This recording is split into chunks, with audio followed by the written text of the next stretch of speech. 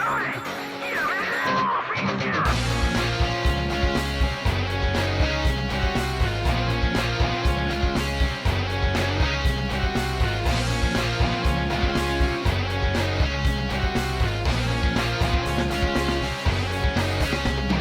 and gentlemen, welcome back to the intramural section of the Rundown. My name is Mitchell Kelly. Alongside me here is my good friend Tyler Davis.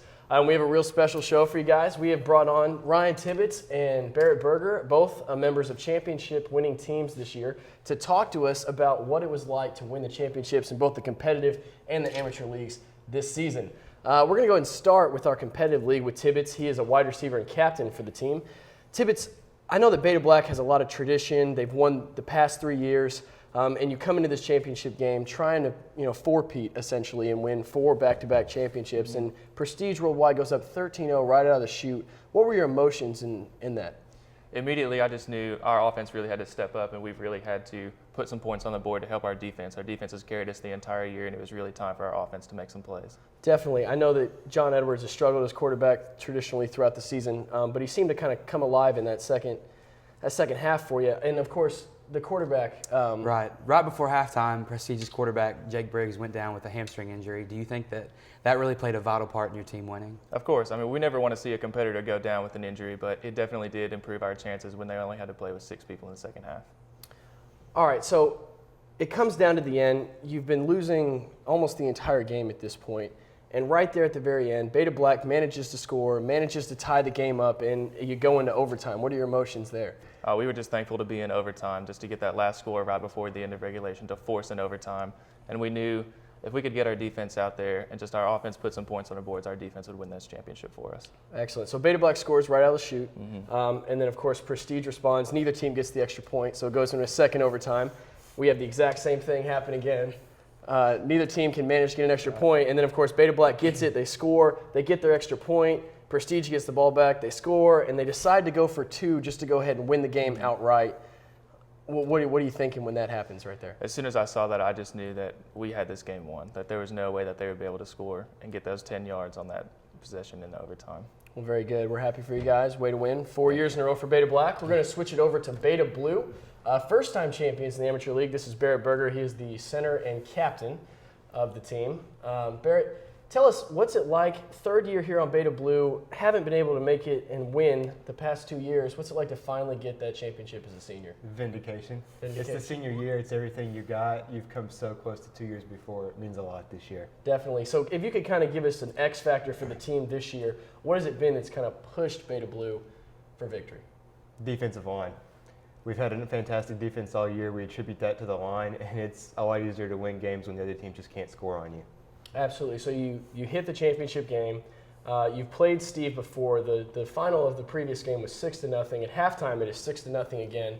And it looks as if towards the very end there, you got about 2 minutes left on the clock. Beta Blue's on about the 5-yard line. They're looking to go in and score, go up by 2 touchdowns, and you have that unfortunate interception. You realize Steve gets the ball back. They got 1:30 to march it down the field. What are your thoughts? Do you think your defense is going to hold you out there, or are you a little nervous at this point? A lot of nerves because you had the game won on the goal line. But at the same time, you know that your defense has let other teams make an average of 4 points a game all year. You know they can stop this drive.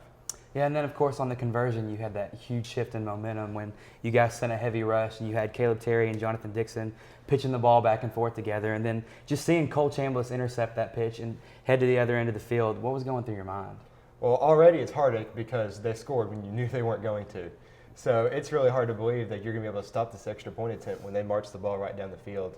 So you see Cole Chambliss materialize out of nowhere, grab this ball out of the air and take off running with it.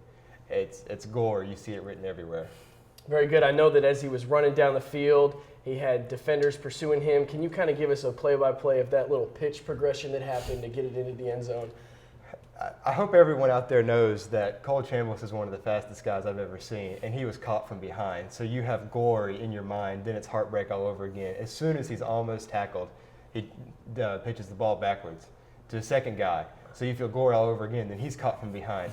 Then he pitches the ball a 3rd time to our quarterback who runs it in for the touchdown. And just that moment of glory and excitement, realizing that you won and only by a 1-point margin, which is interesting. Both Beta Black and Beta Blue only won by 1 point. I want to say it was 38-37 and 7-6. So narrow margins, but what that does is give you a huge margin for Campus Cup. Beta won the Campus Cup last year. They obviously have won the first 2 championships this year. Do you guys feel confident, both of you, that Beta will be able to repeat in a Campus Cup victory this year? I do feel like Beta Black will have a marked advantage over everyone else in the rest of the series for Campus Cup, because we have so many teams that compete in every sport. And we have athletes that can play multiple sports, and we have multiple teams that can compete in each league that they play in. I agree. There's no other organization on campus which fields consistently good teams in every sport. Very good, very good. Well, thank you, gentlemen. We kind of want to close with this. The girls' championship is yet to take place. Right. We still have E-Black versus the Pterodactyls in the championship game Monday, 3:30. I kind of want to hear from 2 already crowned champions. Who do y'all think it's going to be to win the girls' championship this year?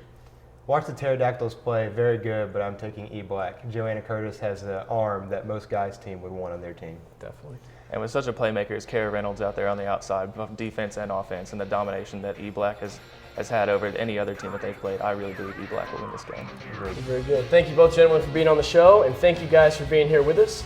This has been the intramural section of the Rundown. My name is again Mitchell Kelly, my good friend Tyler Davis, and we will see you guys next week.